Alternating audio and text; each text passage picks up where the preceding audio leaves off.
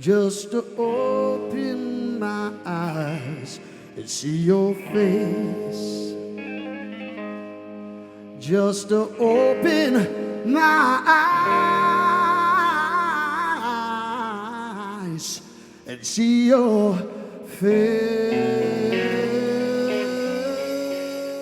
Yeah, I did a lot of those tribute things. That was mainly to pay the rent, you know, it wasn't anything serious.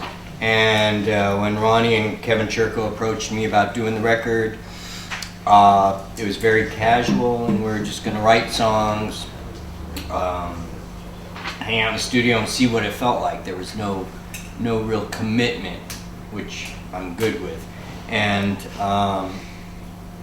so we started writing songs, and once we finished the first song, Feeder, we tried to decide what kind of a vocalist would sound good, and we thought right off the bat Robin Zander, and we got a hold of him. He put his vocals on the track, and it sounded really good. That's when I knew that I wanted to go ahead and make a record. At that point, since there wasn't a band, we were going to just find singers for each particular track. It seemed like a fun way to do it. Write a song and then imagine who would sound really good on the song. And we did that for a couple of songs when we realized the next step would be touring, and that'd be very difficult with nothing but guest singers on there. And that's when we decided we should get a real band together, finish the record that way, and we did auditions. Both these guys auditioned as vocalists. One got it as a vocalist, one got it as a drummer, although he's a fine vocalist in his own right.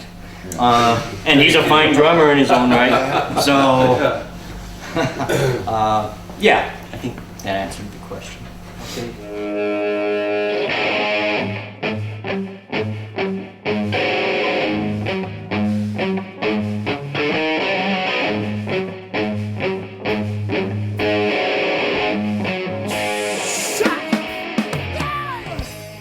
It varies a little bit. There's a little bit of variance, but we have fun because we stretch the songs out, so it's never really the same set. Anyway, we improvise on stage, and it's never the same performance. We only know a certain amount of songs right now, though.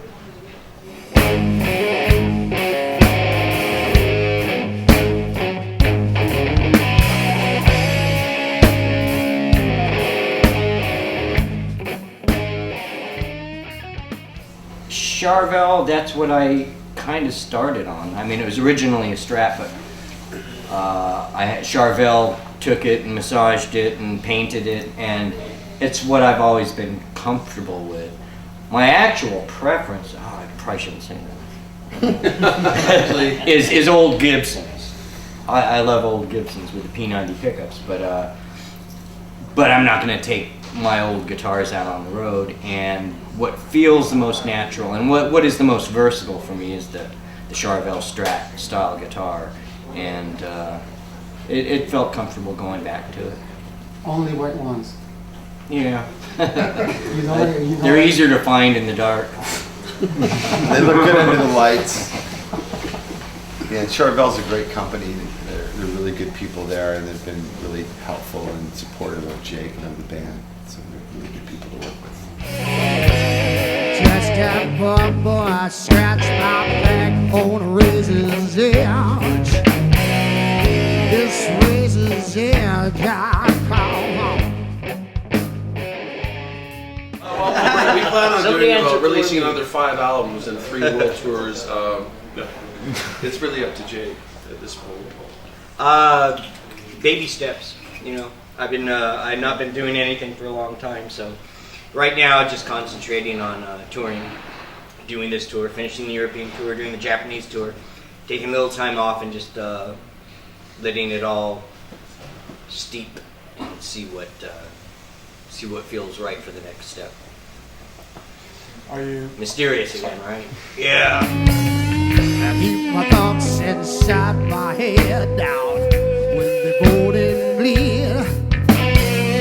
I'll probably die by the fire I breathe. Yeah. I didn't do anything. I watched a lot of TV and played with my cats a lot. And I still did music. I still wrote music onto the computer. You can do it all yourself.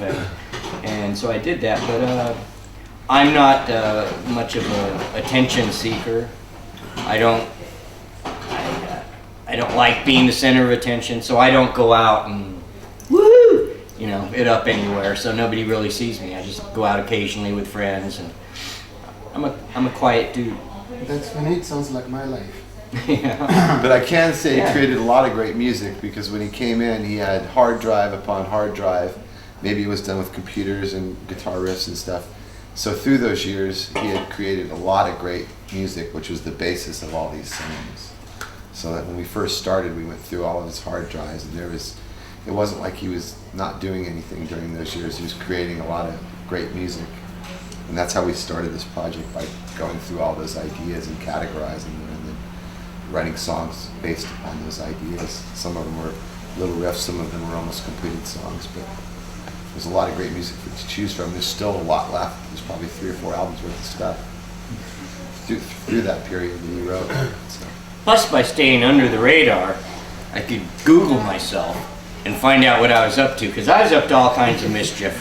Apparently, I was in the alley smoking crack, and I was in the gutter with a bottle in my hand. You get some pretty good rumors about yourself if nobody knows what you're doing. And I always found that very entertaining. There's a lot of false rumors out there. Yeah, some of them are false.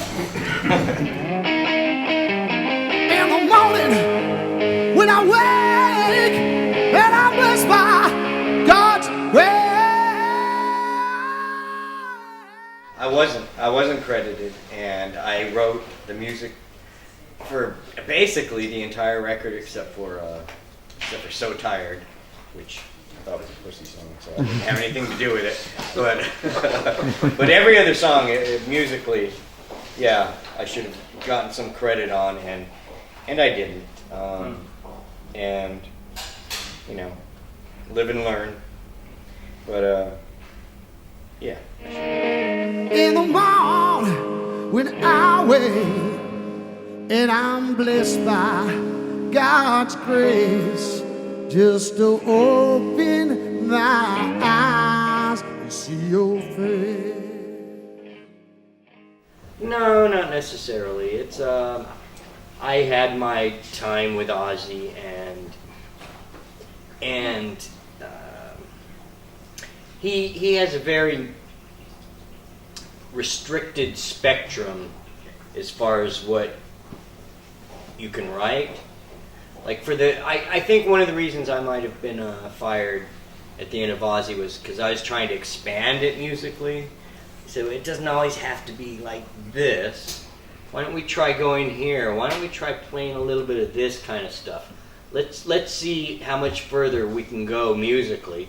And he was always, no, I need another Paranoid. I need another Crazy Train. Write me that. And I got tired of trying to write those 2 songs over and over.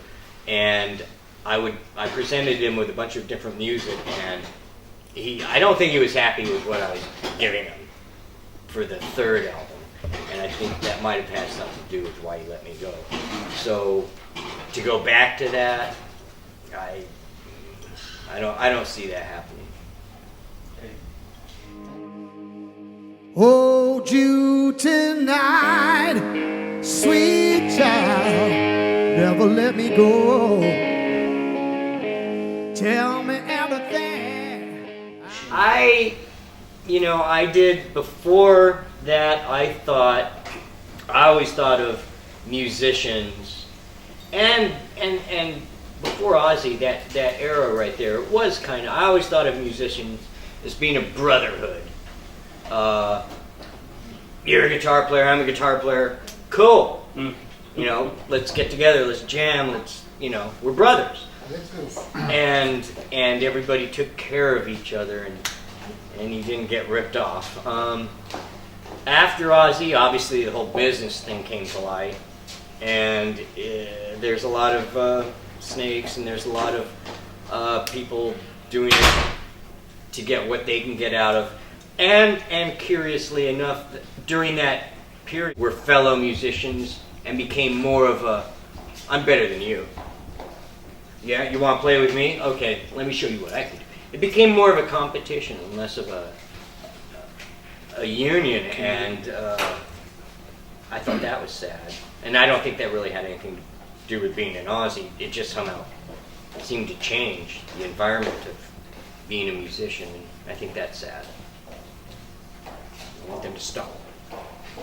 Let's go back to the old days. Yeah, let me fall within your arms, melt away this cold I feel. All I need is to hold you. She's a wonderful, lovely. You got one well with her. Check, please. I actually got along very well with her.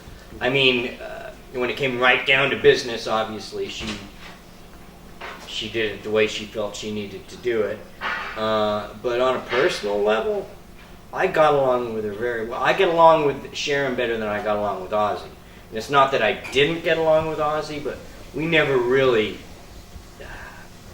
developed any kind of a relationship off stage. It was, hi, hey. That was about how much we talked. But with Sharon, I actually got along with her very well. I think she's a nice person. As long as you're on. Ray Gillen, thank you, brother.